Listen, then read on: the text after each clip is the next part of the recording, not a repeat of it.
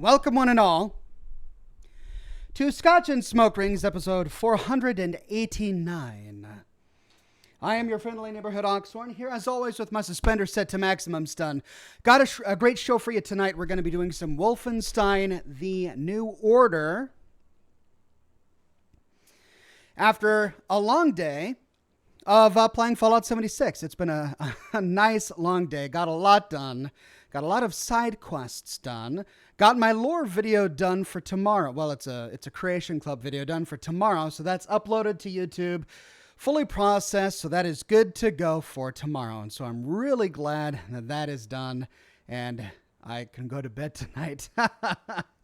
Rodrigo says, arrived right on time. Josh says, hey, Ox. Well, it's good to have you both on the program. Let's see. I'll wait till more people get in before I go through the props. I do have a few new props that I'll show off today.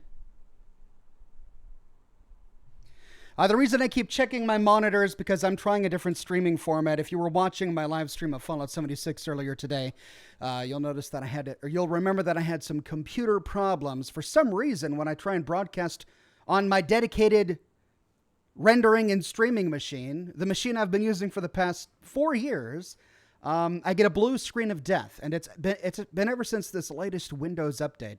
For some reason, the Windows update did something so that if I have my camera attached to that computer, it crashes.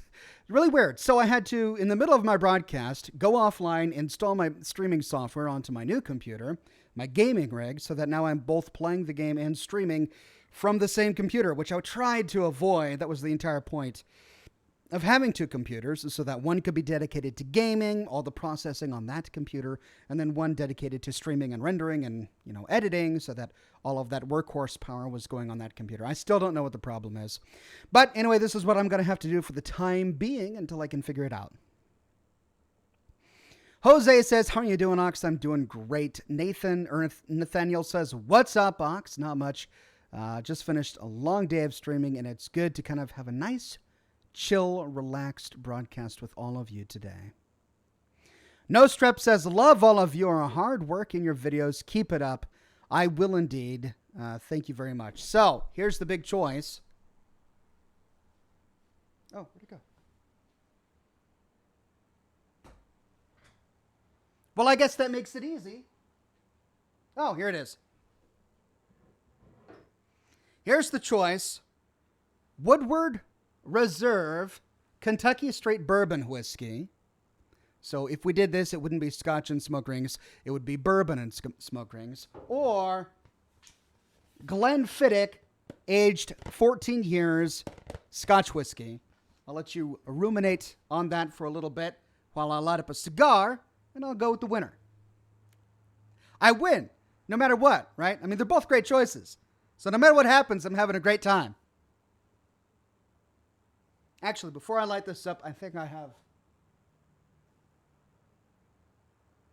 Nope, that one's been burned through. So we'll just smoke this new one today.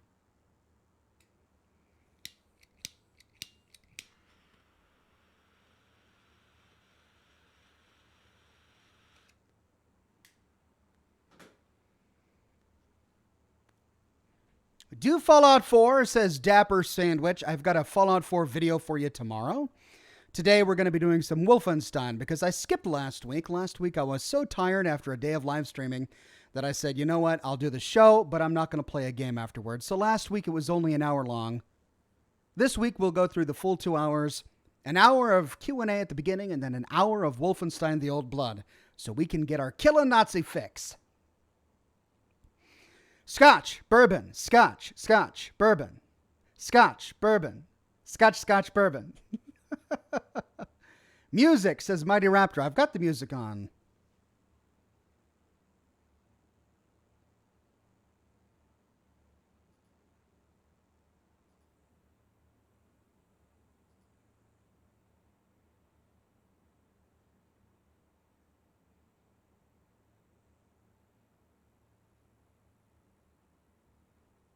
Yeah, I've got the music on. Can you not hear it?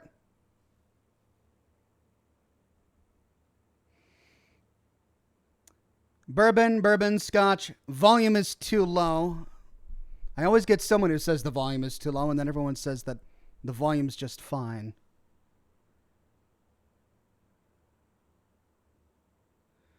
BioShock. I play BioShock 2, says Christopher. I know. I did BioShock 1, had a great time.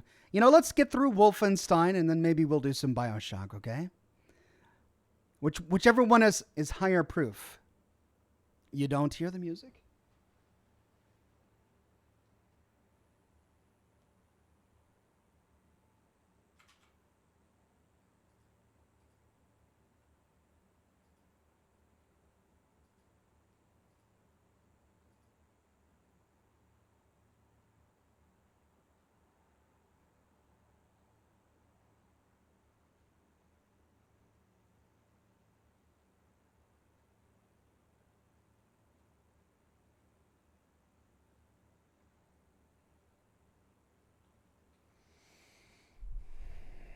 Okay. Well, the problem with that is that it's game music, and if you can't hear the music, it means you can't hear the game. This is a problem I had earlier in my live stream earlier today, and I thought I solved the issue. I didn't change anything.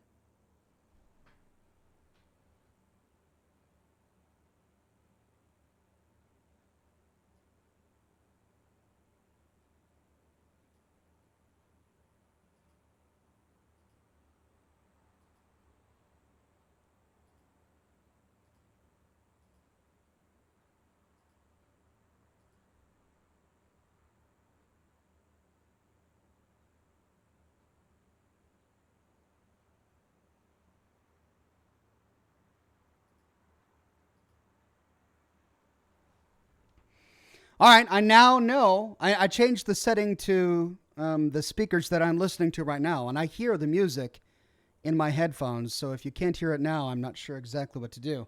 But we can still go through at least the first half of the show. I don't know. We'll have to figure this out.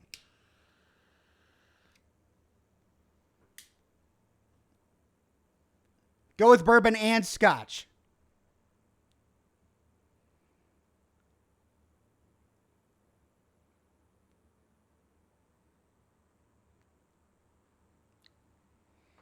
Okay. No, I'm not going to go with both. But I will go with Scotch. We'll save the bourbon for another day.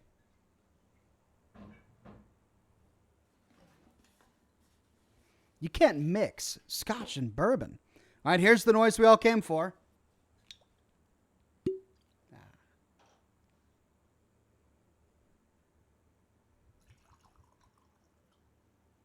Cheers.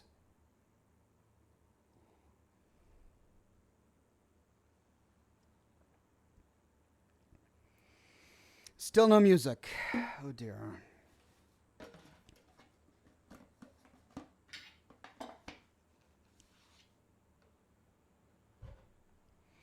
Have you thought of streaming Red Dead Redemption 2? I've thought of it, but the problem is that they don't have it on the PC, and I'm a PC gamer. I don't think notifications got sent out for this stream. Is that true?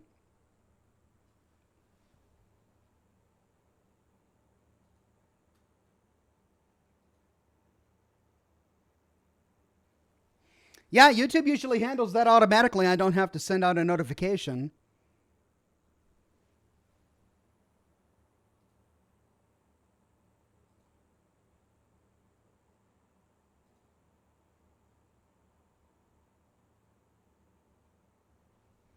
It'll pick up. It always does.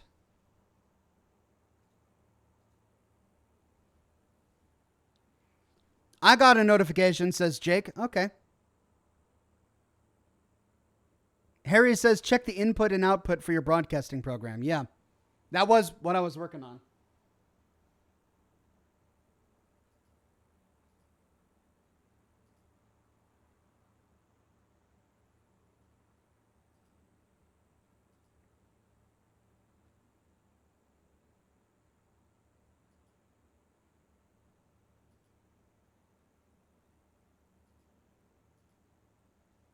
All right, I changed it again. Let me know if that did it.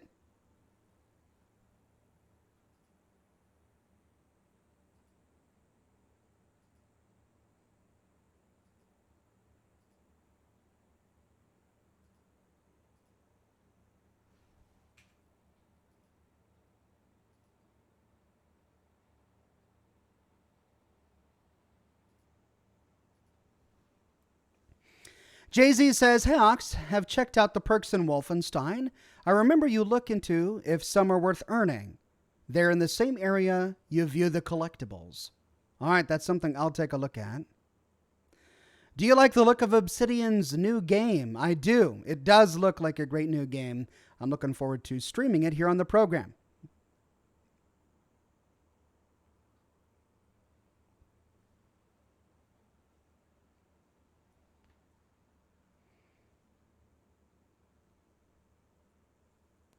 Harry says, "No luck, your voice is all the music we need." Oh, thanks.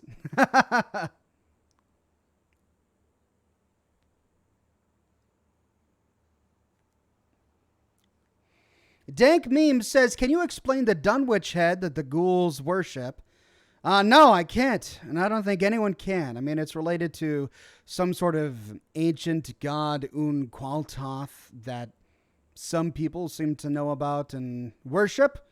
The Point Lookout DLC was rife with people who were interested in that, and the book, the Book of the Dead, whatever it was called. I forget what it was called now.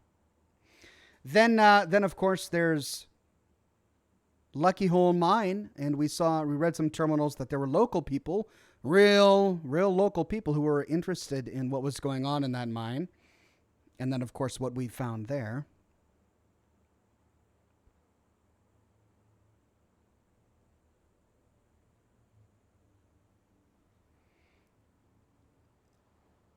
Are you looking forward to Rage 2? I am looking forward to Rage 2, George. Rage 1 was fun. It wasn't a game I would want to... I mean, I enjoyed playing through it. It's not a game I could really get into. But Rage 2 looks a lot different. So I am looking forward to it. What will you do for Scotch and smoke rings after finishing Wolfenstein, says John. Well, we have a number of options. Many in the chat have been asking for BioShock 2. Many have been asking for Wolfenstein 2 or the new Colossus. There are a lot of things we could do.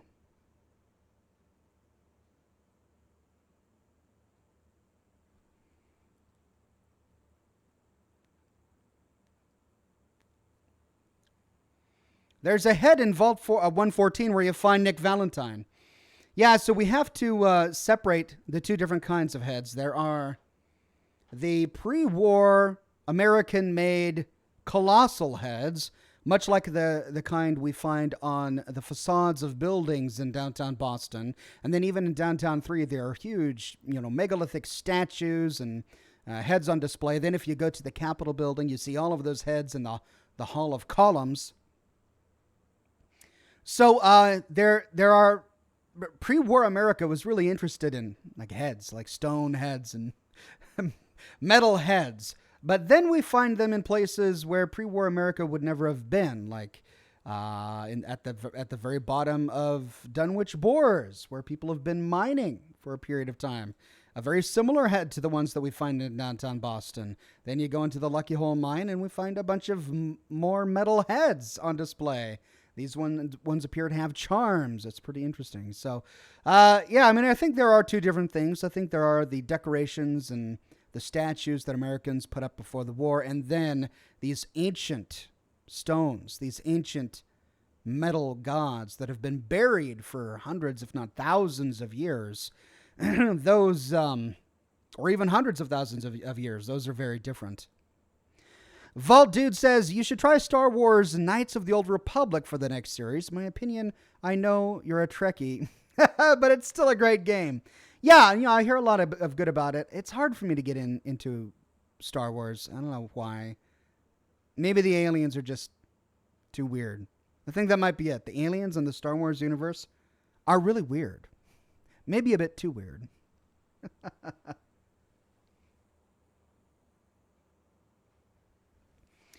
Buff Canuck says, great live stream. Glad to be here. You're a special man, law. You're very kind, Buff Canucks. You're very kind.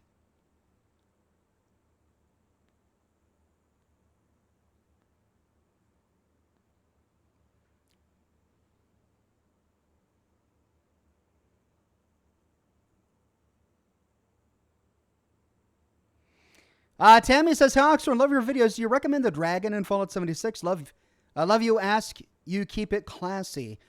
Well, it's frustrating because, yeah, it does an enormous amount of damage, but it's so slow. I used it in my broadcast today on a Scorch Beast, and I killed the Scorch Beast. It worked, but it was a long, drawn-out battle because that weapon is so slow. Werewolf Lover says, hey, Ox, you're what I got into Fallout 76, and I love it. I've never played an online game before. Well, I'm glad you're enjoying Fallout 76. David and Christopher and Plarby. Fancy meeting you here, says Plarby.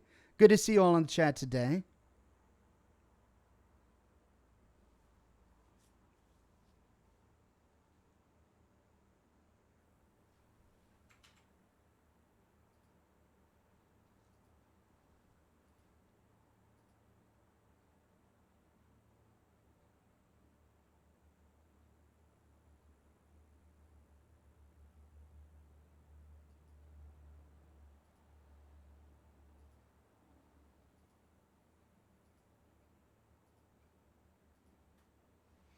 Yeah, according to my broadcasting software, there should be music playing. If you can't hear it in the stream,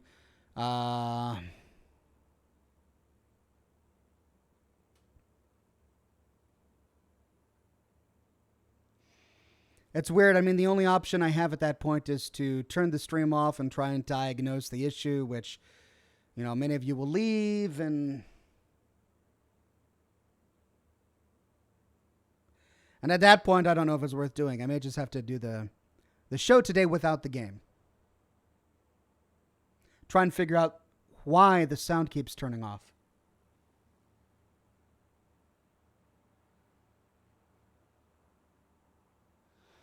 I mean, the weird thing is that the microphone works. You'd think that if there was some sort of input-output error, the microphone wouldn't work, but it's working. And it's the same. Like, I've got the microphone and my headphones plugged into the same device, my Tascam here, and I can hear the music just fine from the game, and you can hear me in the stream, but you can't hear the music that I hear. It's weird.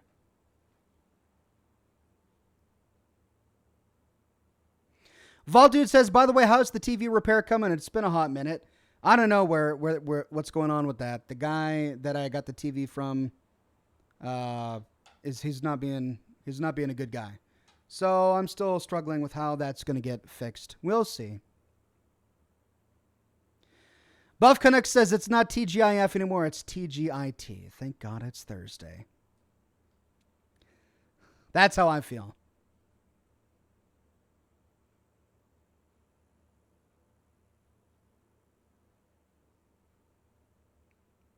You know, spammers advertising their websites and their games must not realize that no one can see their chat. Like, I've got a separate section of the chat that shows up when people are trying to spam links, and they're hidden to everyone in the chat, but I can see it. But they keep doing it. Like, I mean, do they not know that it doesn't work? Like, this isn't even me. This is YouTube's basic chat filtration system. Unplug headphones. All right, it's worth it. Worth a shot. Yep, I can no longer hear the music. Now I can hear it. All right, a few props. Unstoppables.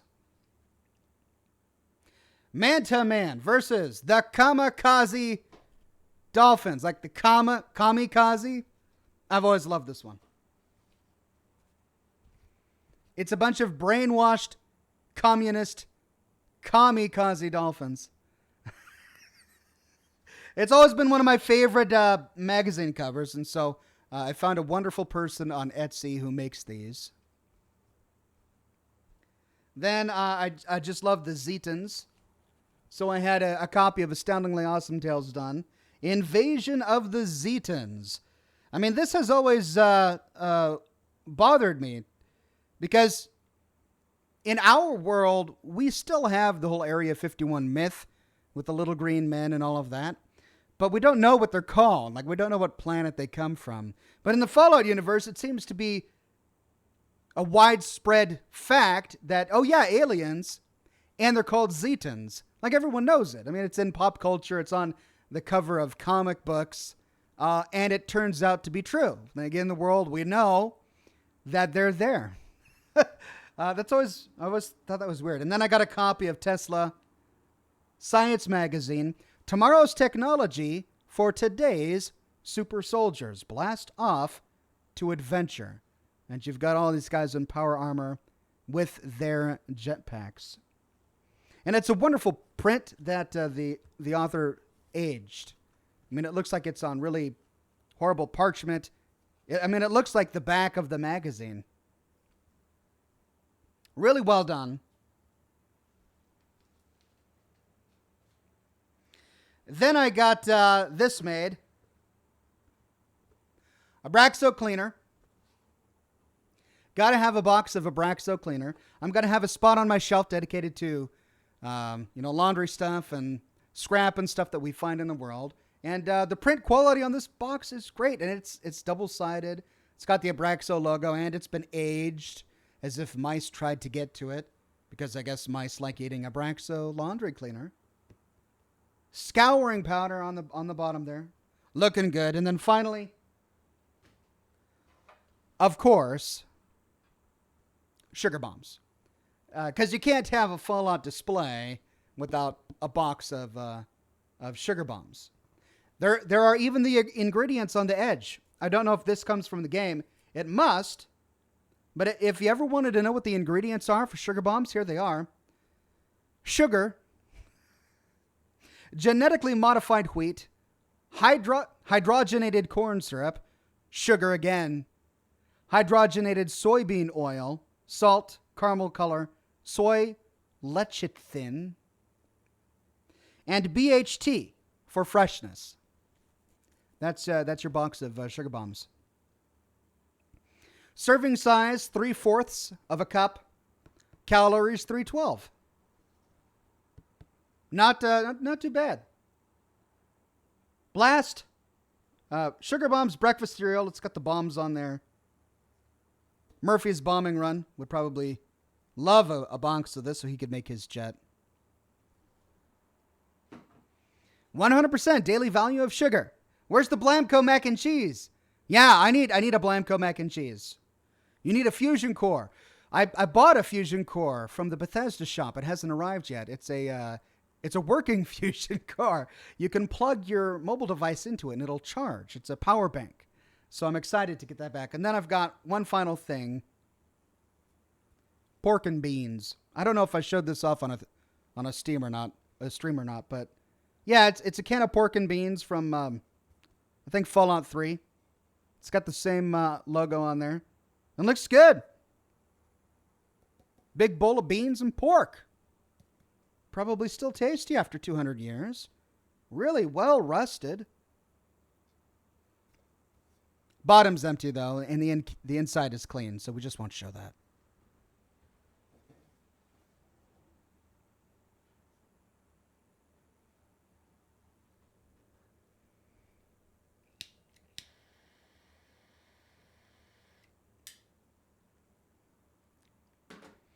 So there you go. The collection is slowly coming together.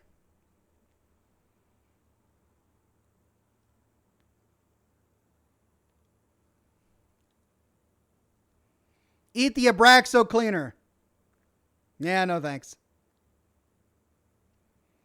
Salisbury steak. Yeah, I got to get a box of Salisbury steak too, don't I?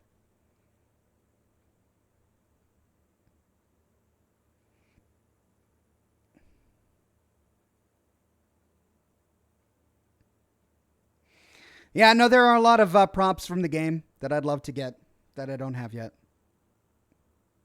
Trying to figure out where I want them on the shelf back there. That's going to be my main display, and I'm still trying to figure out the feng shui of everything.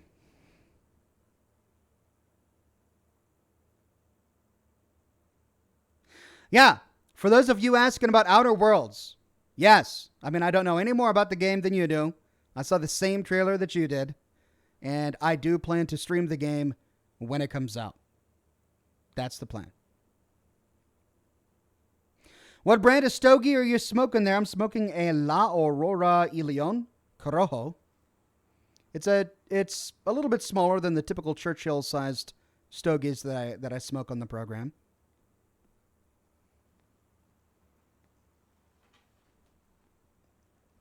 Fancy lads, says Tammy. Yep.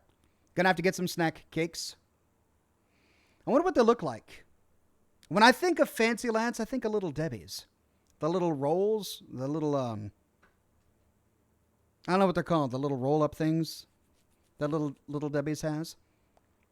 That's what I think of when I see fancy lads. Dapper says, do you have a Gauss rifle prop? I don't. It's, I found a Gauss rifle for sale, and it was way too expensive. I mean, it was amazing. It was amazing looking, but way too expensive. So I didn't get it. Kevin says, only stream, not make vids. My video for tomorrow is done, and it's going to be ready for you tomorrow morning. You must not have gotten the notifications this week. I already published one video this week. I've got 2 more. Remember, I've got a new schedule posted up on my channel. 3 videos a week and 3 streaming days. Swiss rolls. Everyone is, yeah, the fancy, or the Little Debbie Swiss rolls. That's what I imagine in my head when I'm looting a box of Fancy Lad snack cakes. I don't know if that's accurate or not. San Francisco sunlights. I should get some San Francisco sunlights. Though the sunlights in the game don't really look, I mean, it would be really easy to make a prop. Just grab any cigar and wrap an orange wrapper around it. Bang, you've got a San Francisco sunlight.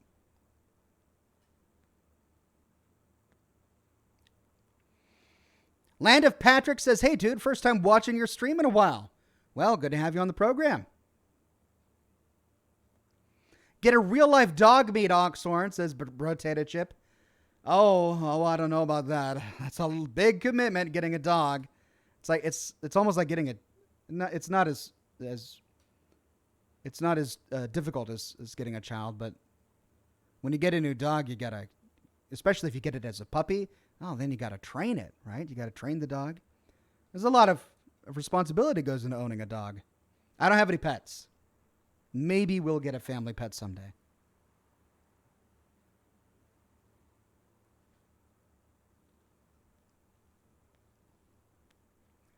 J Wolf says, hey, have you thought about getting the Fallout cookbook and making something from it? I have the Fallout cookbook, and we did make something from it a few weeks ago. Actually, it's probably been about a month or so. I made Ware's Brew live on the program, and it was all right. not my cup of tea or my cup of scotch, really. It was a little bit too sweet for me. The Ware's Brew from the cookbook had a bunch of honey in it.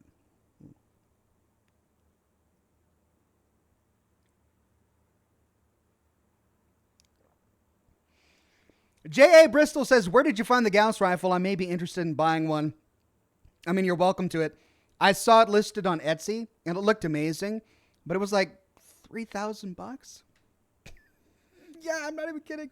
It was really expensive. And but the cool thing, it worked. It didn't work like a real gun, but all the little electronics inside glowed, and you could move the parts. Like you could take the silencer on and off. It was modular and lots of buttons and doodads. And I mean, it was a legit prop, like a legit prop. It was like $3,000. I was like, ooh, bit of a sticker shock for me. So you're welcome to it. You're welcome to it if you want to get it. I have a few props. Oh, there's one more I want to show you.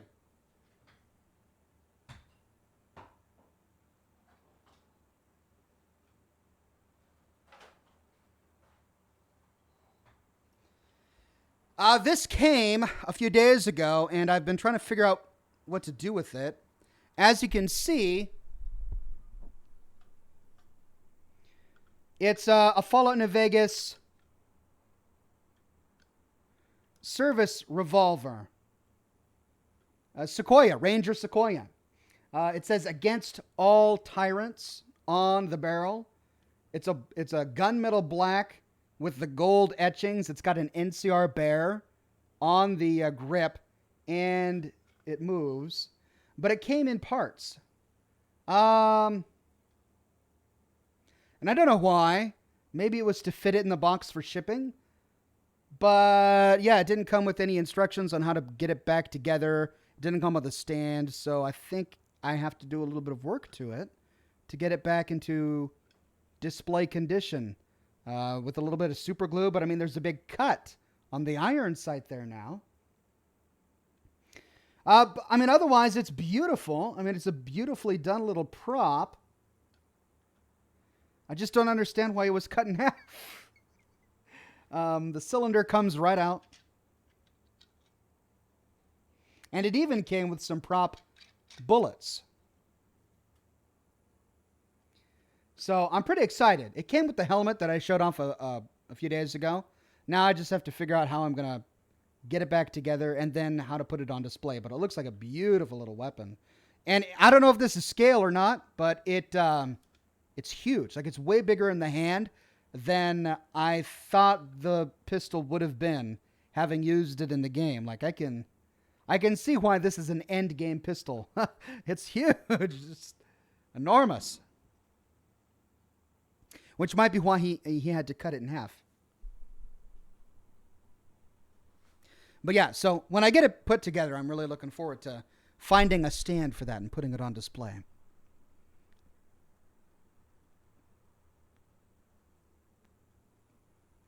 Nathan says, I watch your Fallout New Vegas videos every day after work while making dinner. You're awesome, dude.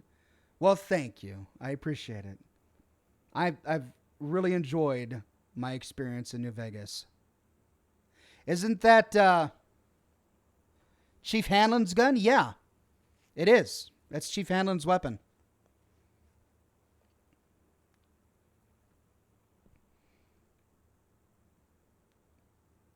Helmet, please. It's on display. Over there in my New Vegas section.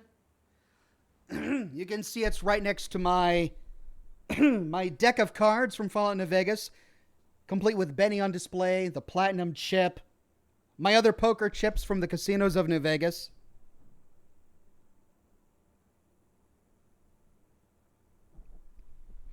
I have a few more New Vegas props that I'm going to be putting on display there once I get it done. But I'm trying to figure out how I want to do it. Like, I don't know if I really want to have like a New Vegas shelf and a Fallout 3 shelf. I kind of want to mix them up a bit so that I've got more of a composition. Oh, man. I just need to get an interior designer in here to decide where to place all my things on my shelf for me. Jay Bristol says, if I'm going to pay $3,000 for a Gauss rifle, that thing better shoot actual electromagnetically prepared bullets and be full metal. Yeah. I mean, this one isn't. It's 3D printed, but I mean, it's made from plastic, the 3D printed part, and then it was made from wood and leather and metal as well. So he had to print all of the different parts individually and then assemble it into a realistic Gauss rifle. So I can understand the price tag. A lot of love and work went into that weapon, but yeah, it was a bit of a sticker shock for me, so I didn't get it. Kilo says, did you hear about the missile silo employee who had to poo in the snow? He had an ICBM.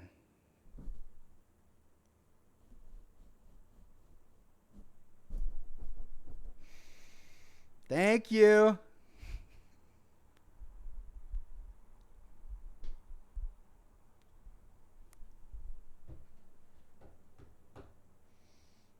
I'm so glad you're... Oh. Okay.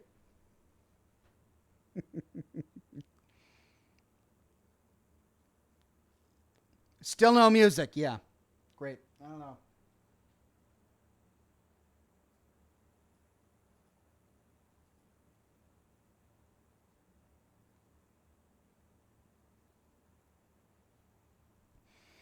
Well, I may have to not do the game tonight because I'm not sure. I mean, I put this together really quickly while I was doing my broadcast earlier today, and I managed to get it to work, and I didn't change any settings. That's the thing. I didn't change any settings, so it should still be working. I'm not sure why it's not.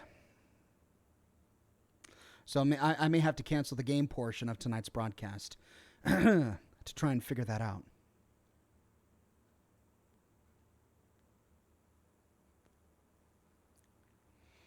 Kevin says, sorry for spam, but I meant, are you going to only stream The Outer Worlds and not make videos about it? I don't know. I mean, I literally know exactly the same amount of information about The Outer Worlds as everyone else watching right now. I don't know any more. So will it have the kind of lore that's good for my channel? I don't know. I have to play it first. So we'll see.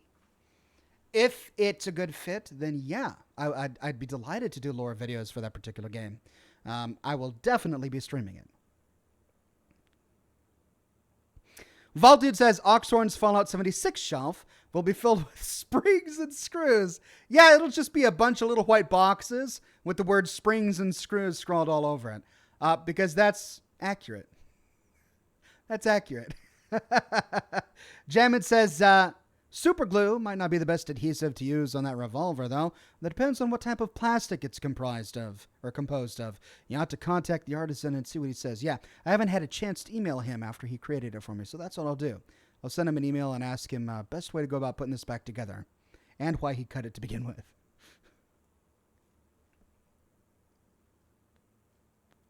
Armmaker says Outer Worlds isn't open world like New Vegas. It's more linear, sadly. Really? Did they say that? I mean, it looked open world to me. Yeah, my lore videos are they're really for an open world sort of game, you know? Linear games are great for my live streams, like Scotch and Smoke Rings, which is why we play Wolfenstein. But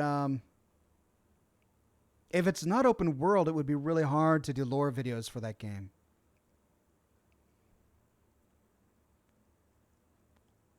We'll see.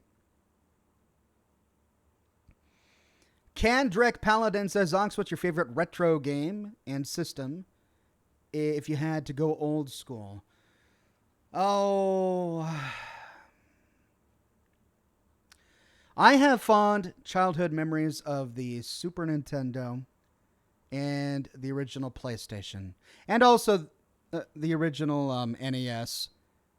My earliest gaming memories, of course, are playing the original NES, Super Mario 2, Duck Hunt, Excite Bike, Mike Tyson's Punch-Out, all those games. Top Gun was a great game. Enjoyed it. It was difficult. It was really hard for my 7-8-year-old self to play that game, but it was great. Fond memories of that. And then, of course, as I got older, the Super Nintendo, playing Battletoads, which again was a really difficult game. Super Mario RPG was a lot of fun. Did anyone play that game?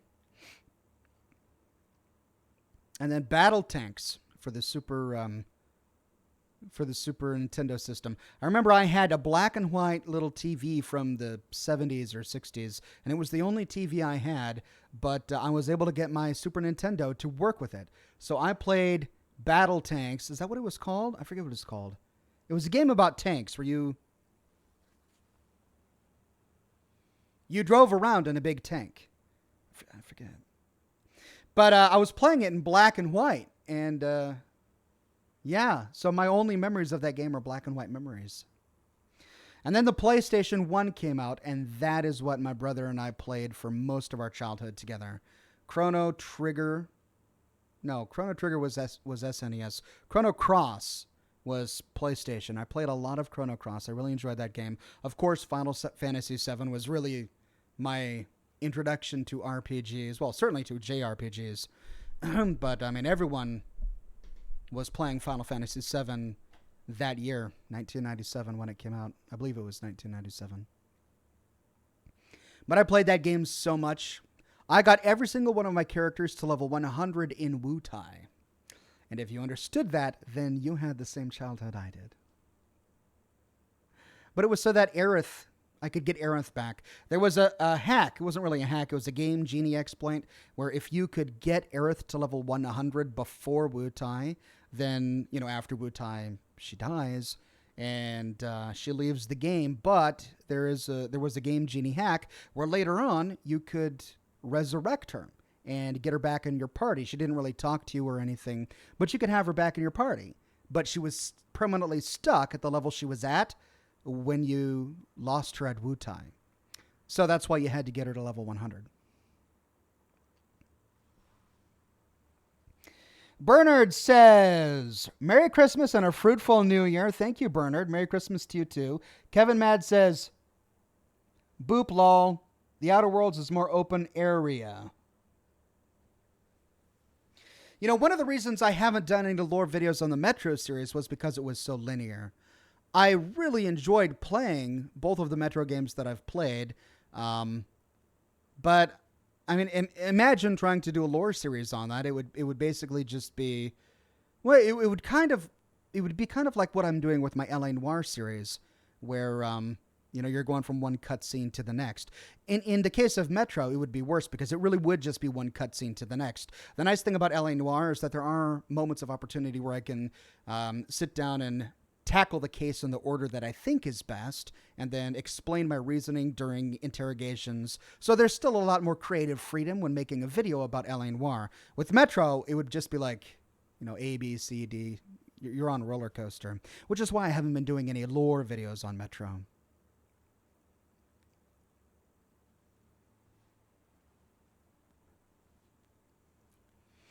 Selena says, plans on the Fallout New Vegas plot for Yes Man? I'm just going to be following the primary plot. The thing with Yes Man is it's so similar to House. If you side with Yes Man, the ending is almost identical to House. There are just a few little things you can do differently, especially when you get to Hoover Dam. You can do the exact same thing that you did with House, which is redirect power to the fort to activate the the Securitron army. Or you can destroy it. That's the only major difference. So with Yes Man, what I'll do is I'll show both options, blowing up Hoover Dam or sending power to the Securitron army beneath the fort. But you go to the El Dorado substation, just like with House. You have to tackle each of the different factions, just like with House. The only difference is that as the guy in charge of Yes Man, you can choose to leave some factions alive. So you can ignore factions or you can have them side with you. I love the Yes Man's response if you choose to ignore the Brotherhood of Steel. He's like, your option is, I said I want to forget about the Brotherhood of Steel. And he says, and so they're forgotten, as is our prediction that they're going to be our number one enemy after the fall of the Legion. Forgotten. Did you know that David Foley did the voice of Yes Man in Fallout New Vegas? David Foley, right? Kids in the Hall, David Foley. And I didn't get it until I remember reading that trivia. And then I listened to his voice again in the game, and it connected. I was like, oh, it is. It's David Foley. Good old David Foley. I loved him in Kids in the Hall. So the charm with the Yes Man ending is really going to be seeing his responses, all of his dialogue options. That's going to be the fun in that series. And it's going to be a lot shorter since we've pretty much done everything. Like we've tackled the cons, the Brotherhood, the Omertas, the Boomers. We've done that with every single faction we've sided with already. So covering those factions is going to be really short. I'll just say, okay, so instead of killing them, we're going to let them live. Same dialogue. I keep losing my lighter. Here it is. Ben Beck says the thing is, on Steam, The Outer Worlds says that it's an open world game under genres. Great. That's exactly what I want to hear. If it's open world, then that leaves the door wide open for lore videos in the future. Laura says, Kids in the Hall and David Foley, so funny. Yeah, weren't they great? Am I aging myself by mentioning Kids in the Hall? R-Maker says, I always do NCR or Yes Man so I can keep the Brotherhood of Steel alive. Yeah, I mean, your option with the Brotherhood for Yes Man is either to destroy them or to get them to join you by siding with the NCR. So it's basically your choice of either the House ending or the NCR ending if you choose to have them side with the NCR. Those are your two options when siding with Yes Man, which is frustrating.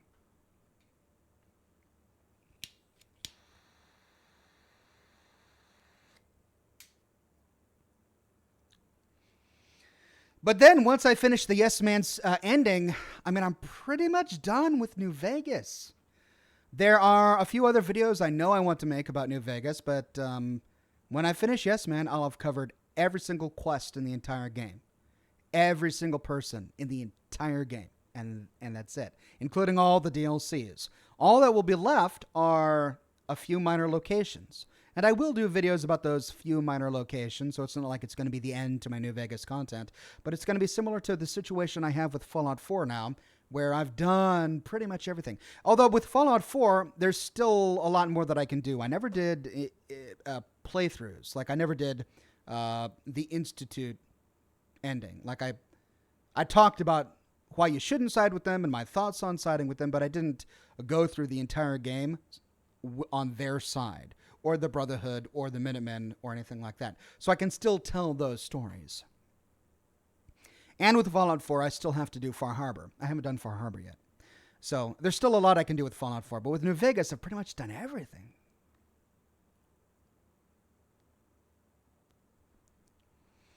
Vault Dude says, I took a look at your mod list. Did you downgrade a lot? Yes, I have downgraded a lot. So for those who don't know, my channel didn't start as a lore channel.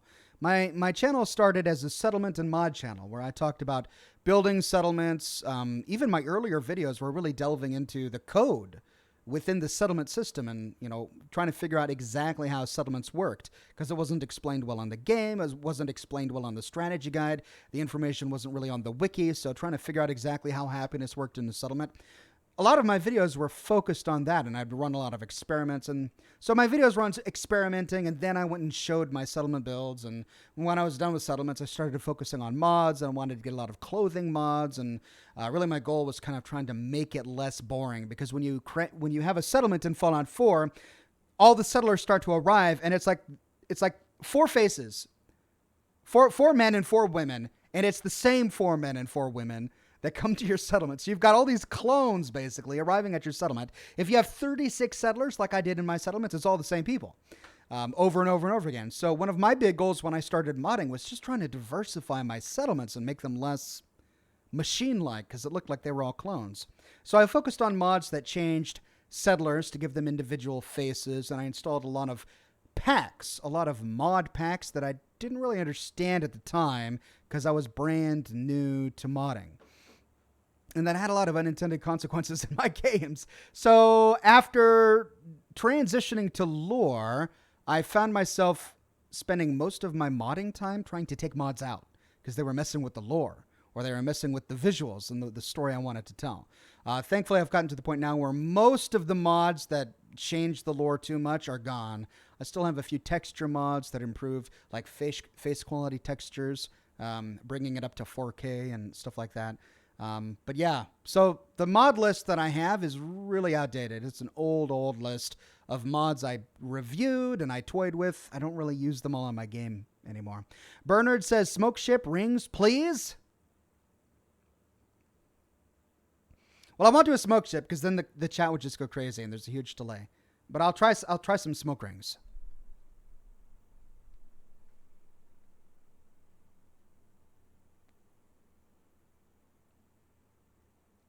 There's a bit of a breeze in here. The breeze is messing with it.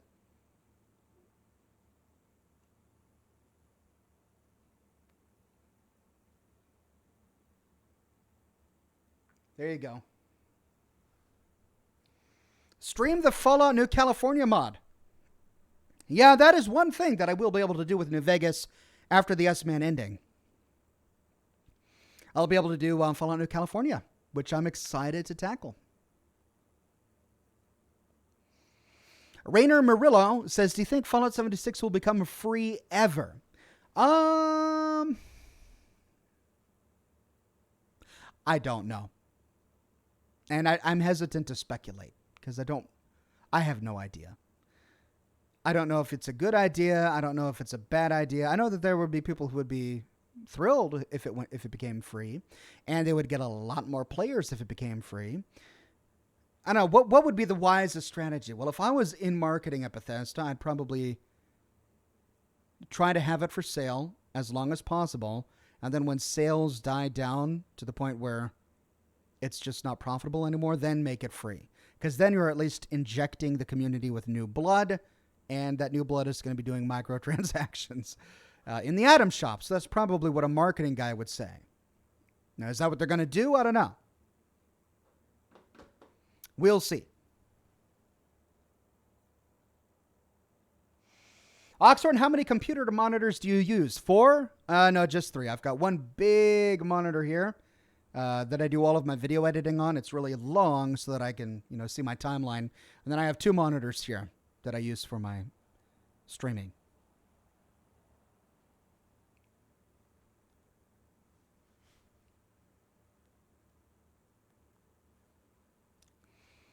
Cloud Big says, did you notice the similarity between Outer Worlds and House's plans in New Vegas?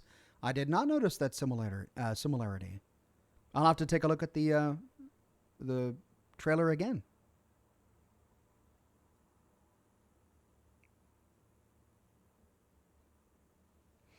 J.A. Bristol says, there are 2 ways to go about New California, so you'd probably need to do 2 playthroughs. Well, that's good to know. Something to bear in mind when I tackle it.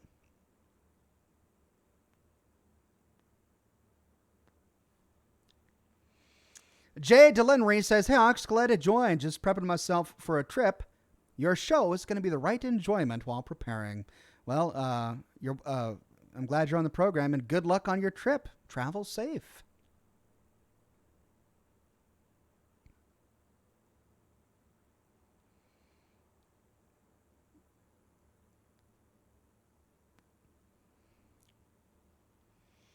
So it's getting close to game time, and I don't think I'm going to be able to play the game if you can't hear anything.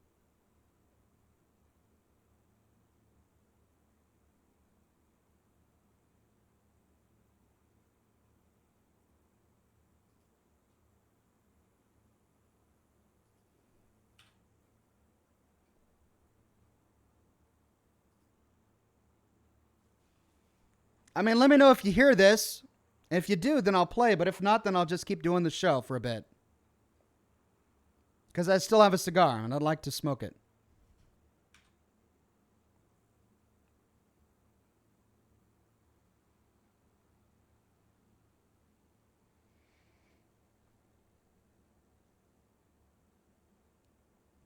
Let me know if you can hear it.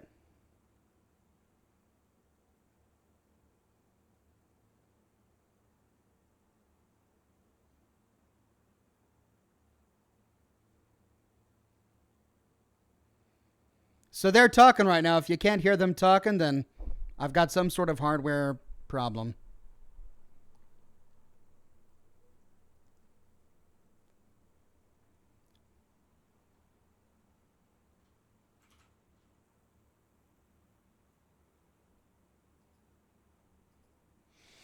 All right, well, in that case, I'm not going to do the game if I can't get the sound to work. So sorry about that. I know many of you were wanting to watch me play Wolfenstein today. I had it all fired up to play, but I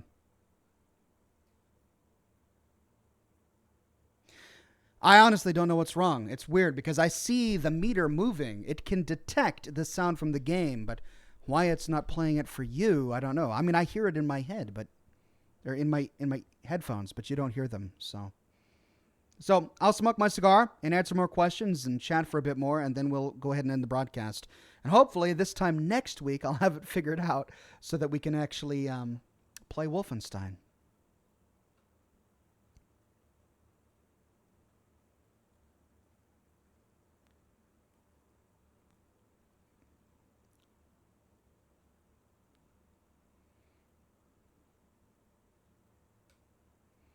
Unplug headphones?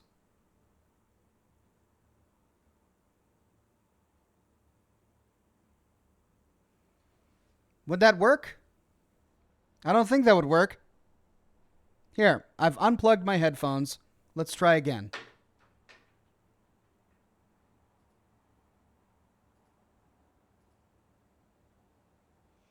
So now I can't hear a thing, but let me know if you can. And if you can, then I think I may know what the problem is, and I'll just change audio sources to something else.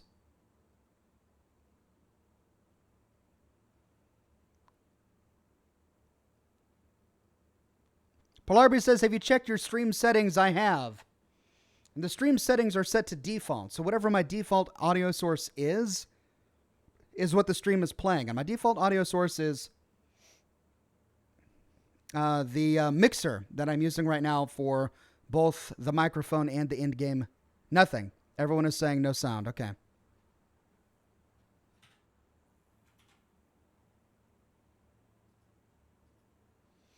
Yeah, I mean, I can't do a live stream without sound, so I'm sorry about that. It's my fault, some weird issue that I need to figure out. I'll work on it. Next week, it should be set.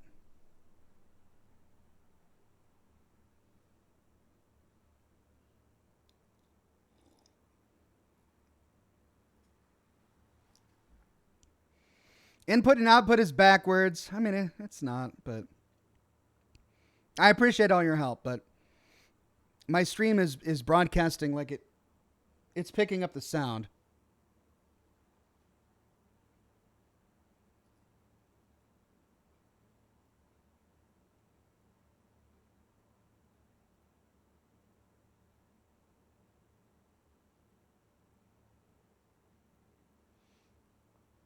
Broken Steel says, are you ever going to make that Broken Steel series? Yeah. So the thing with Broken Steel is I can't do the Broken Steel DLC until I beat the game, because it takes place after the events of the primary plot of the game.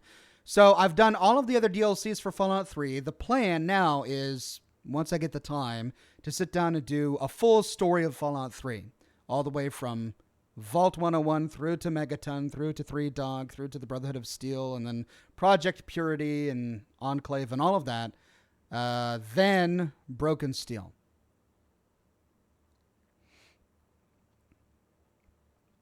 Vaulted says, you don't have it on mute, do you? No, I don't have it on mute. Plarby says, try muting and unmuting the sources. If it was mute, I would know. There, it's muted.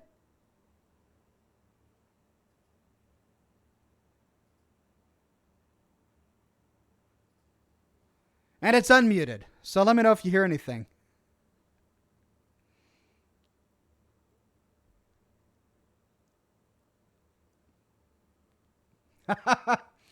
Just crank up the audio mic, guys, says Rainier Mullo. Yeah, my kids are sleeping, so probably not a good idea for that.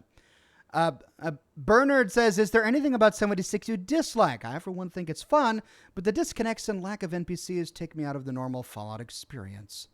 Yeah, so I'll tell you what. When I logged into Fallout 4 to do the Creation Club stuff, it felt like I was coming home. That's the best way I can describe it. I logged into Fallout 4 to all the characters I was familiar with and the settlements I was familiar with. Preston was there, everyone was there, and I loved that. I'm really enjoying my time in Fallout 76.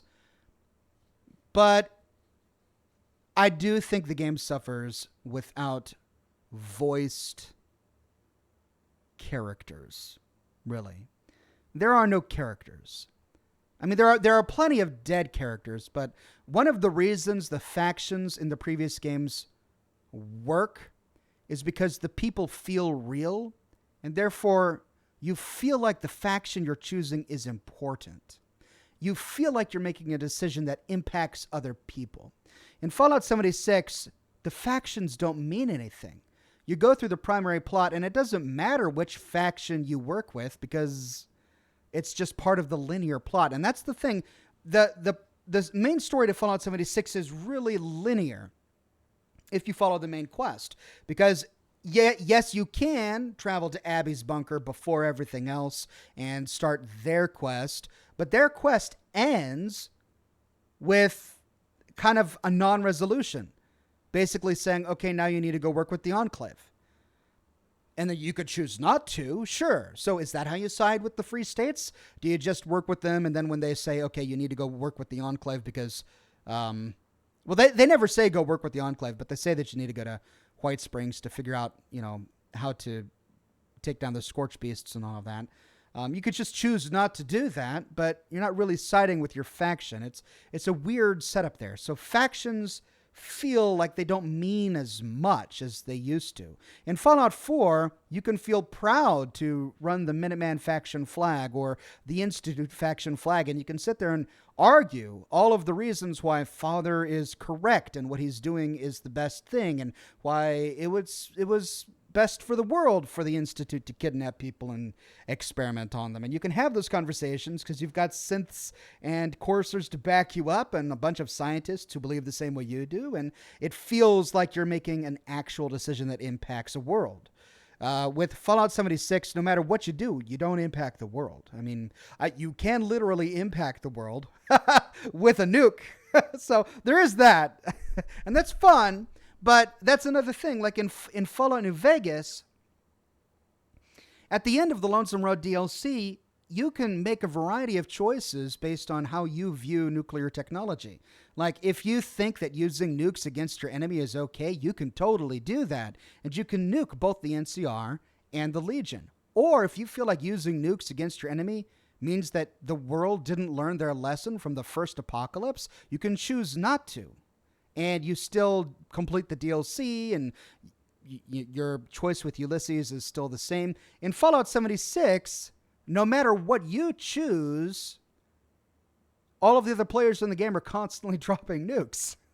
At least once or twice a day, someone drops a nuke on every server in the game.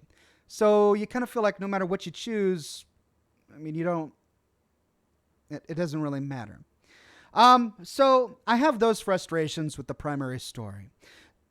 Everything else is giving me my Fallout fix. Like, I'll go into a dungeon and that particular micro dungeon has its own story, and I'll piece together the narrative of that particular dungeon and tell that story, and I love that story, and it's done so great, and I'll walk away feeling, man, that was a great story.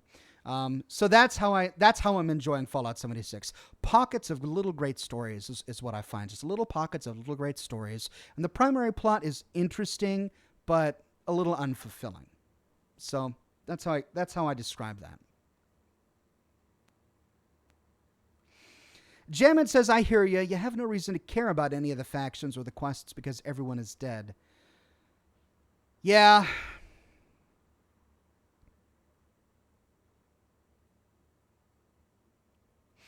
Valdude says, make the stereo mix on the recording tab of the sound options the default device.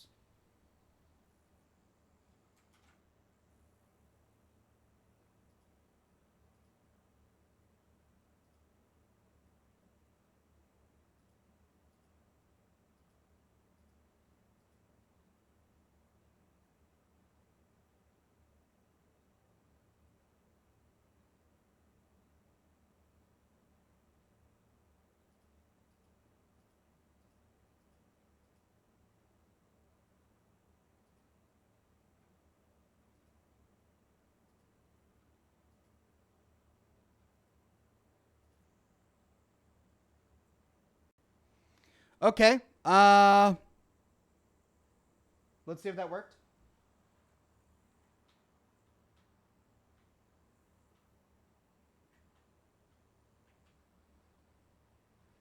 The music is playing.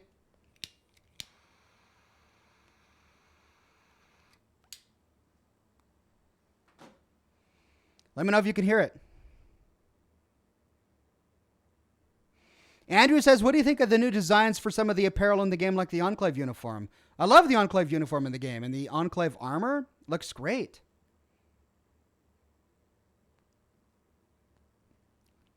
Manuel says the Enclave is the most important faction of the factions in Fallout 76. Yeah, and that's what I got as well. And everyone is still saying no sound.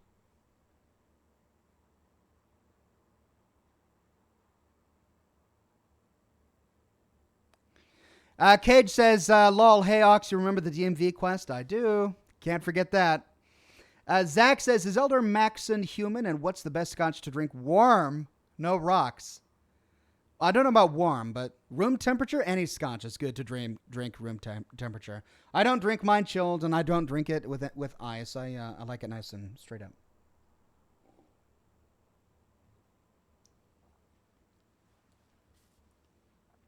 Still no music. Yeah. Look, Vault Dude, don't waste your time. I've got a weird setup here. I just got to figure it out.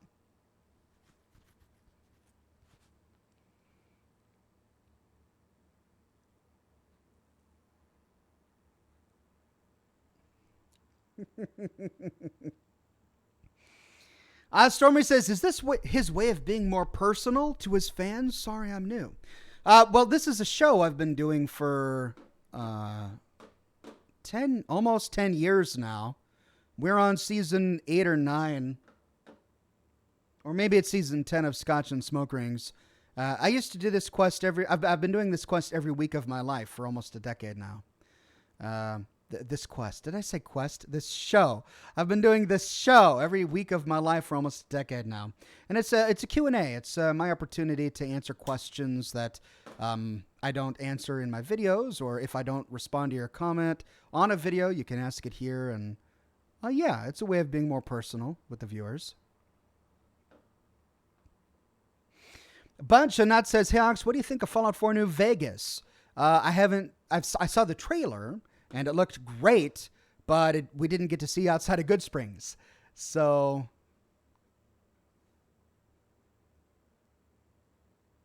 we'll see.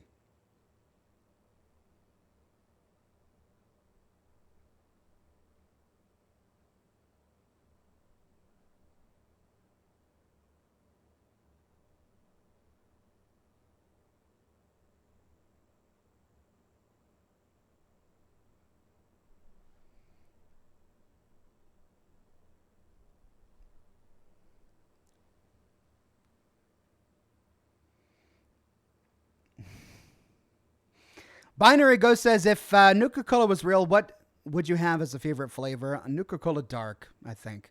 Though I haven't tried the real Nuka-Cola Dark. I'm still waiting on my bottle to arrive.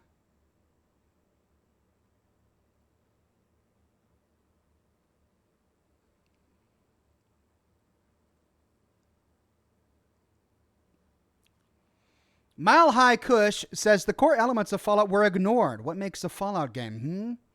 The player gets to build the world around them. In 76, the world builds the player. Honestly, it feels strange. You know, that's the million-dollar question. What is a Fallout game? Because Fallout 3 is not Fallout 1 or 2. Fallout Brotherhood of Steel, which we have to remember was made by the makers of Fallout 1 and 2, doesn't feel like it at all. I mean, we also have to remember that Black Isle was intending to make a Fallout 3 that was in a three-dimensional world. It wasn't isometric. It wasn't over your head, over the shoulder looking down. It was going to be a first or third person, three-dimensional world RPG, online RPG. So, what makes a Fallout game? I don't think we can say that it's just an isometric game. I think we have to allow for the possibility that a Fallout game could transcend platform or even particular game engine or style. I think Bethesda introduced a lot of new things to Fallout that many people now associate with a Fallout game, like a wrist-mounted Pip-Boy, like crafting and assembling a junk jet, and the importance of scrap. A lot of things like that that weren't in the other games, So it's really hard to nail down, and I think the answer is going to be different for every person who plays it. What I liked and what I got out of my playthrough of Fallout, the various Fallout games, is not the same as what you enjoyed. So what to you makes a Fallout game might not be what to me makes a Fallout game. And I think that's going to be true for most people who are playing the game. There are some, hardliners who don't believe that Fallout exists beyond Interplay and Black Isle. And that's fine. That's totally cool. And there are others who say that they really enjoyed Fallout 3 and Fallout New Vegas wasn't their thing. And Fallout 4 was great, but they just didn't like the originals. And to them, the Bethesda Fallouts are the only Fallouts. And that's also okay. Both are fine. So for me, I like them all. I don't have a favorite. I played Fallout 1. I did an entire lore series on Fallout 1, playing the entire game beginning to end. I plan to do that for Fallout 2 and Tactics as well eventually. And of course, I love the Bethesda Fallouts as well. So I'm trying to cover everything Fallout on this channel, not just one slice of Fallout. Binary Ghost says, one thing makes a Fallout game, ice cold Nuka-Cola.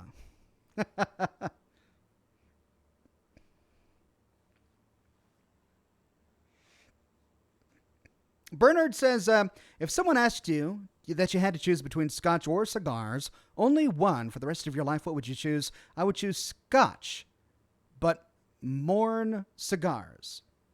I would choose cigars. I like Scotch, but I don't really drink it a lot. Like, I've had this bottle for many weeks now. It's something I enjoy sporadically. Usually it's really just a show beverage. The cigars I enjoy a little bit more frequently.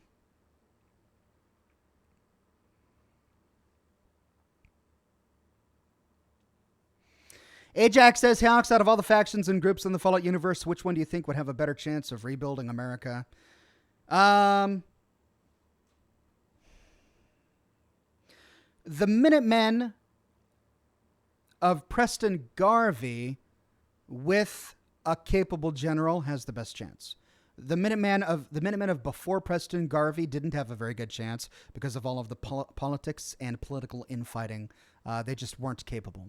Now, that solely relies on the sole survivor and his or her character. So if we take the sole survivor or the player character out of the equation, then the NCR is the closest. They're the closest already. By the time of Fallout New Vegas, they have transportation in the form of vertibirds. They have infrastructures. People have office jobs. They're the only post-apocalyptic faction where people can go to an office and have an office job in their everyday life. And this is in a world where there are still tribes, some of which that don't even speak English anymore. These are people who are, raised on American soil, and their language is so divorced from everything else that has happened around them that they no longer speak a language that's recognizable as English or any other pre-war language, as we learned from Honest Hearts. So the NCR, despite their very glaring flaws, would be the best faction, I think, for making a real functional society. Now, I think that there's a lot of hope in the Minutemen if the sole survivor becomes an adequate, capable general, and if that sole survivor invests in the Commonwealth provisional government. Because I don't believe in military dictatorships, and that's kind of what we have with the Minutemen. That's one of my major criticisms of the Minutemen. Hey, welcome new member, Vulpine Soul. Thank you so much. And thank you very much, J.A. Bristol, with the tip. You stated that the Brotherhood of Steel would be redeemable in 4 if the option to become the Elder was included in the final cut of the game, right? Well, it is an option to become a director of the Institute, so couldn't you use your power to redeem them?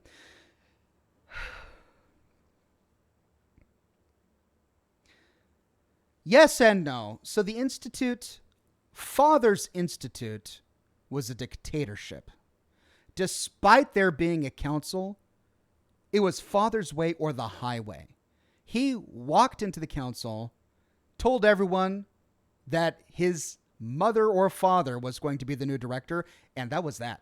Like, despite everyone's objection, literally everyone on the council objected, he still got his way because the Institute of Father was a dictatorship.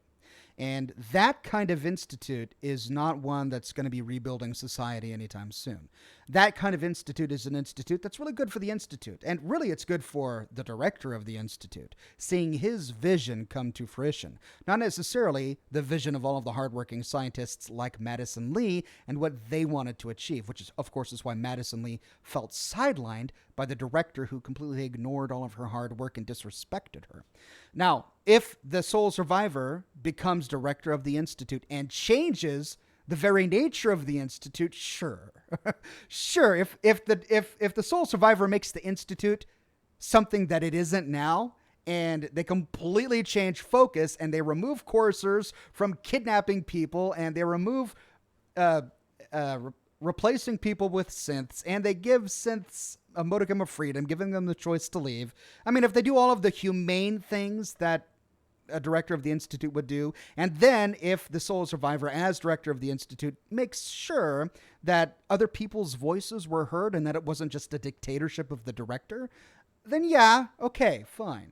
But we never have that option in the game. That's really just a role-playing thing. You could role-play that you're becoming the director of the Institute and you're going to make all these sweeping changes, but none of that is ever really addressed in the game. You're still going on Radiant missions given to you by all of the other heads of the different departments within the Institute, which you can't change because those missions are getting your synths back and continuing research at Warwick Homestead and stuff like that, right? So I mean, you can roleplay whatever you want, of course, but the Institute, as it's presented to us in the game, is not one that has the goal of the Commonwealth in mind, the best interests of the Commonwealth in mind.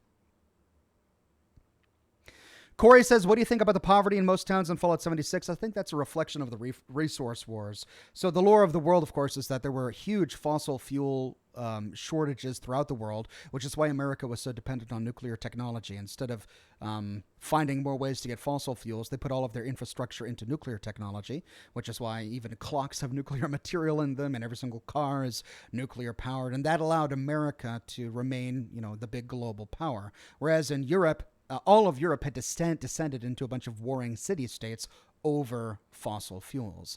That said, fossil fuels were still hard-lined into the infrastructure of America because it takes a lot to get your culture off of fossil fuels, which is why coal was such an important thing in West Virginia, why there were so many riots. We walk around and we see the remnants of all of these riots because people were automating coal mining and all of this and using robots, many of the robots, which of course were nuclear powered.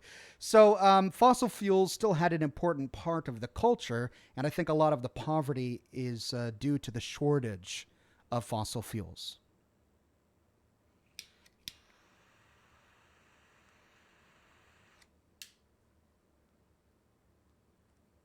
And we learned this in Fallout 4. The resource wars made it so that producing food was difficult because in order to work a farm, you've got to be able to have coal to light fires or fossil fuels to be able to use your tractors or whatever, right? So when there is a shortage of fossil fuels, it makes it harder for industry to create all the other things that we take for granted, like food, which is why in Boston there were food riots. People were standing in line for food, not being able to get food. We read about those in the Boston Globe terminal entries. So it's really it really all goes back to the fuel wars, I think.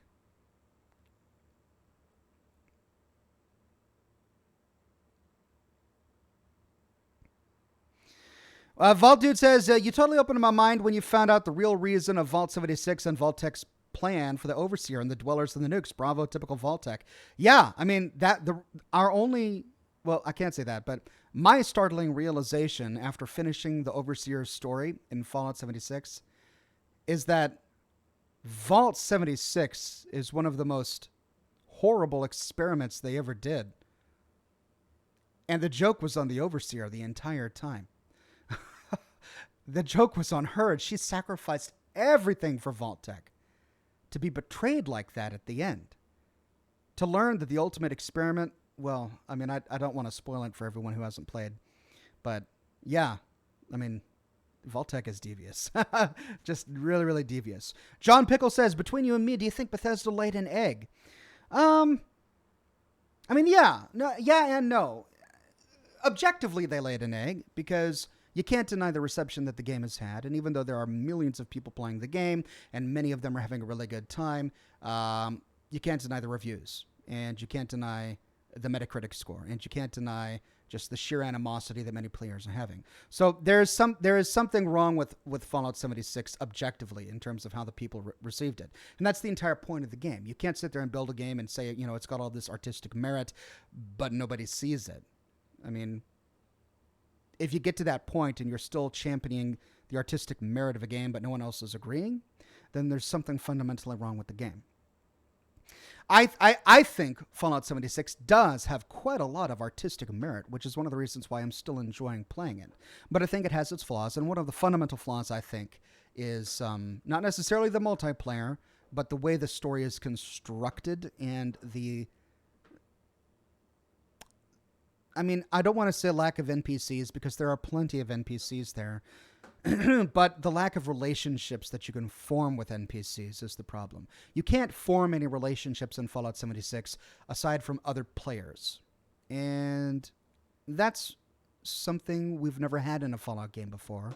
And I think that's something many players are missing, and that is one of the reasons so many people have rebelled against the idea of a Fallout 76. And in that regard, yeah, they've laid a bit of an egg. They've also created something completely unique and something that has a lot of artistic merit, and something that I'm glad exists. I'm glad it's here, and I'm having fun with it. But, you know, I mean, it is what it is.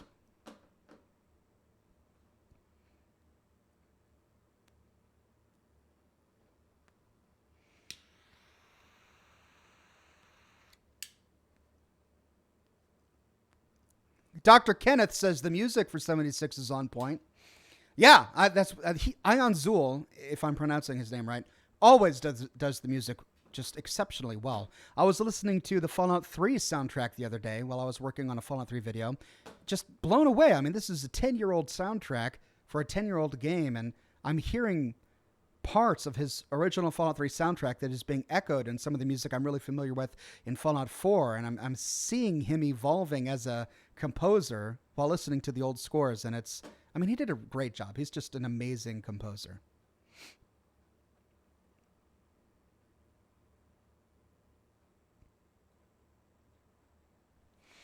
Jack Tron says the voice acting of the characters in 76 overall seems significantly better than any other Fallout game to me. What do you think?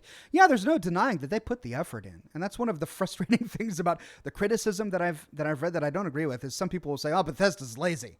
No, I mean, if you're exploring the world and you're listening to the holotapes, the work they did is there. It's just whether or not they should have done that work. That's the big question. If their particular choices that they made were wise or not. When you sit and listen to the holotapes, I mean, they hired great voice actors. Listening to Modus talk is just enthralling, and you can even recognize some of the voice actors from Fallout 4. The voice of Shannon Rivers, for example, is the same voice actress who did Desdemona, I believe. I don't know for sure. I didn't look it up, but my ear tells me that it's the same voice actress. I just finished listening to a holotape in one of the dungeons in my live stream today, and I heard Pikmin, the guy who did Pikmin. So yeah, I mean, they hired really great voice actors, and if you go on the Responders quest, you find a lot of really good voice actors who did a lot of good work, especially with the more tragic stories. Some of them are a bit over the top, like that one holotape you get in the Morgantown airport. You open up the closet and you find the corpse of the lady, and you sit there and listen to her 5-minute holotape where she's stuck in a closet and she can't get out and she's slowly suffocating, and the holotape is her just going, breathe. 1, 2, 3, 4, 5, 6, 7, 8, 9, 10. 1, 2, 3, 4, 5. 1, 2, 3. 1. And she dies. It's like, whoa, all right. A little bit over the top, right? They really kind of just squeeze the lemon juice into that wound. You're sitting there like brokenhearted for this poor person. But, you know, it does resonate because the actors did their job, and they did it really well.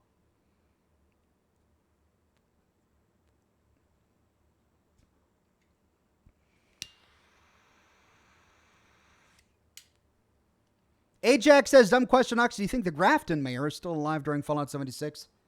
It's not a dumb question. I don't know the answer to that. Of course, we've got the Grafton mayor, the robot. But the real mayor, I mean, he just kind of disappeared and went AWOL. Or she disappeared and went AWOL. We really don't know what happened to her. And it's been 25 years. So, I mean, she's probably dead or in a vault.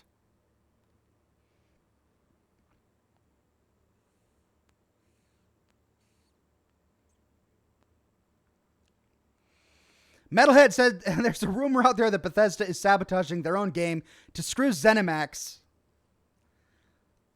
I mean, yeah, that's why it's a rumor. You gotta really think about rumors because they can be started by anyone. And that one in particular doesn't make any sense because if they screw ZeniMax, they screw themselves. They are owned by ZeniMax. It's not like ZeniMax is going to go, oh, well, Fallout 76 was a rotten egg. Okay, goodbye, Bethesda. Go do whatever you want now. We're not going to give you any more input. I mean, it's more of a conspiracy theory, really, than a rumor. Jammin says Ion Zur also composed the music for the Dragon Age games. Did he? Is it Ion Zur? Yeah, I'm bad with names. Yeah, well, no, he's a great composer.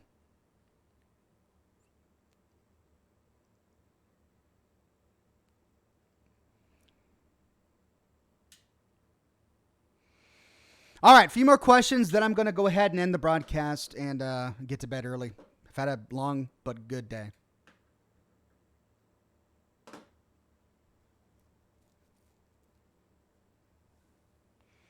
What's your opinion about the cryolator being in Fallout 76? Yeah, I've addressed that in a number of broadcasts. I mean, it shouldn't be there. There are a few things like that in the game where you'll see a small thing, and you know that shouldn't be there. I mean, we saw that even in the trailer. When we saw the first trailer to Vault 76 and they backed away from the Pip-Boy playing the radio, we saw MacCready's toy soldier, which was a handmade item. It's not like his wife, Lucy, went to a store and bought the soldier and gave it to MacCready as a gift.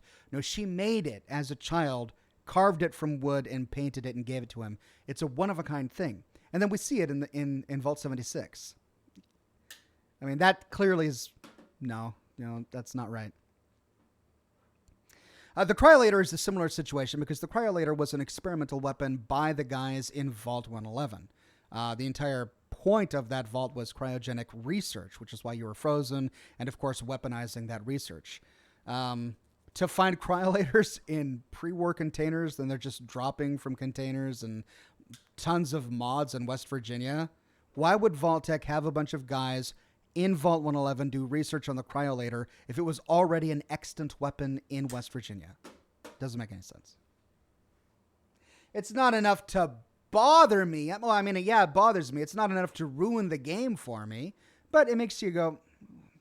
It makes you wonder, as Bethesda got larger, and that's one of the things that we learned during the E3 announcement, is that the company, Bethesda, is just much larger than it was when they were making Fallout 4. There are more people working at Bethesda now than there ever have been in the past. So you've got to wonder how many hands were involved in creating Fallout 76. The task of making sure that the level designers, for example, didn't use art assets from Fallout 4 that they probably saw in the creation kit. They probably saw a toy soldier or a cryolator and said, that's a cool weapon. Let's throw it down in here. That's a cool prop. Let's put it in the vault, without understanding the lore behind that item. And the game may have been just so huge and complicated that the lore guy, whoever was in charge of making sure that things like that didn't happen, just couldn't keep tabs on all of the different level designers who were working on the various parts of West Virginia. That's likely why, right? I mean, it's likely a human issue. It's not like Bethesda just didn't care. It was probably like it's harder for them to handle it, just from a game company and design perspective. That said, I mean, you fix things like that, but I don't know if they ever will be fixed.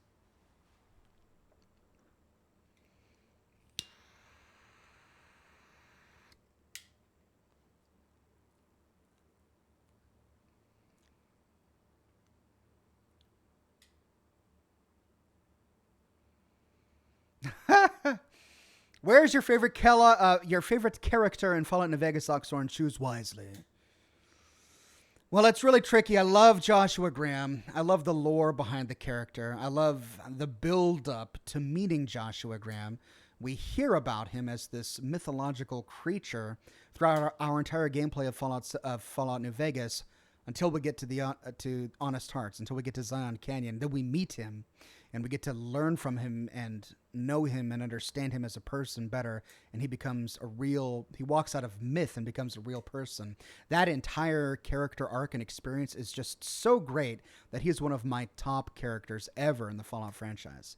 So for Fallout New Vegas, he's probably way up there. I liked Ulysses. The man we meet was a little disappointing to me because in our final confrontation in the silo at the end of Lonesome Road, he was whiny. I mean, am I the only one who kind of thought he was a little whiny? Just his motive for wanting to destroy both the Legion and the NCR didn't make any sense. And you have to argue with him and reason with him to kind of talk him down, and he speaks in such weird riddles, and I know that that's part of his character and his tribal history. Like, he comes from a tribe that spoke in that way, and that was a very distinct way of speaking, and they did that purposefully, and I get that. But it kind of made it hard to talk with him, to reason with him. It made understanding his motives more difficult. It made reasoning with him more difficult. So he became a little bit frustrating. Up until that final confrontation, Ulysses was just this awesome character. He was just always one step ahead of you when you're tracking him down, and he kind of knew you when he was taunting you. So he's up there. He's still a great character, but I thought he was a little whiny. All right, one more. J.A. Bristol says, it's easy for us to say we would never do something in a reality that we've not lived in. But as a parent in real life, do you really think you could crush your son's dreams by destroying the Institute?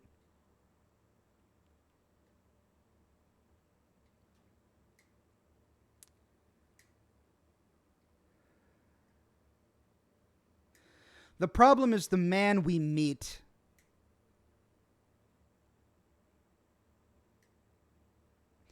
is not our son. I mean, the evil of what the Institute did to the sole survivor is he robbed you as a parent of ever being able to raise Sean the way you want, to teach him your lessons that you learned in life, to guide his sense of morality.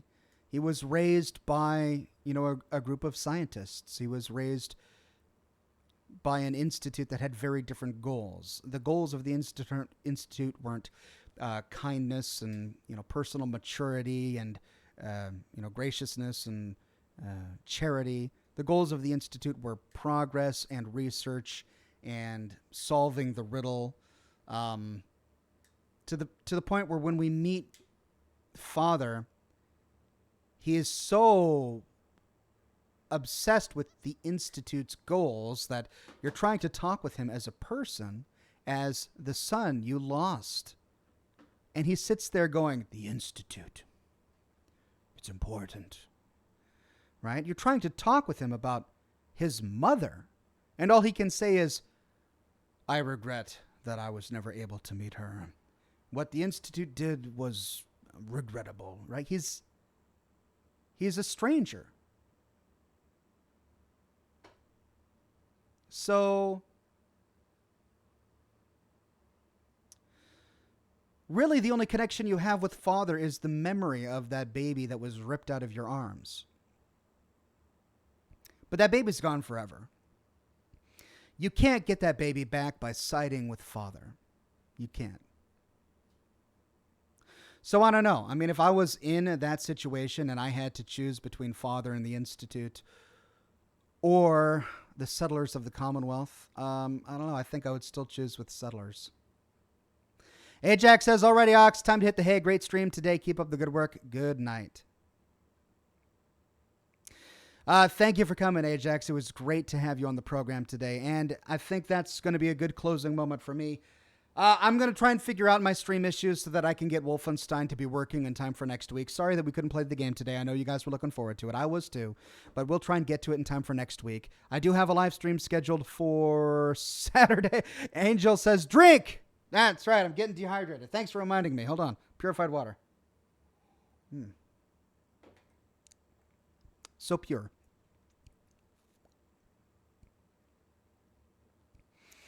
Anyway, Yeah, I'm going to end the program here. Thanks for coming. I've got a live stream scheduled for Saturday. We're going to do another day of live streams of Fallout 76. New video tomorrow. Tomorrow it's going to be on the pint-sized slasher, which should be a lot of fun. Stay tuned for that. And then, of course, we'll have another lore video or Creation Club video on Sunday. Until then, ladies and gents, you have a wonderful Thursday night. Thanks again for coming out, and thanks for answering or asking all of your questions. And I'll see you in the comment section of my videos. Have a great night.